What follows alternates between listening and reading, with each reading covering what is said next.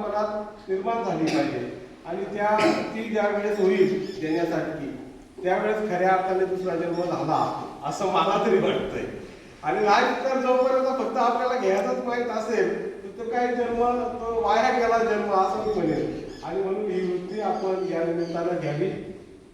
या नवीन वर्षामध्ये आणि या शैक्षणिक वर्षामध्ये या साधनांचा वापर करून आपली फी भरली, मी सांगत नाही फी भरली म्हणजे फार काय असं, परंतु कुणीतरी येऊन आपली फी भरतंय तर ते विद्यार्थी कोण आहेत त्यांच्याशी मला घेणं देणं नाही. परंतु खरोखर आपल्या आईवडिलांची किंवा आपली घरची परिस्थिती तशी नाही की आपण फी भरू शकतोय. आणि मग ज्या वेळेस असं कुणीतरी आपली येऊन फी भरत असतंय त्यावेळेस आपली जबाबदारी अजून वाढते.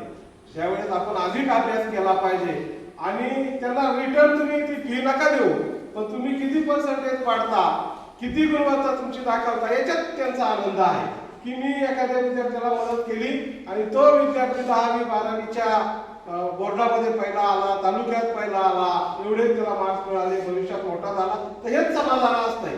तुमच्याकडून त्या परत रिटर्न पैशाची अपेक्षा नसते. आणि म्हणून माझी माऊलीचं उदाहरण मी सांगितलं, आईला काहीच अपेक्षा नसते, आईचे उपकार आपण फेडू शकत नाही. अगदी त्याच पद्धतीचं हे दातृत्व आहे. आणि साहेब खरोखर आपलं हे दातृत्व असंच बहरत राहावं.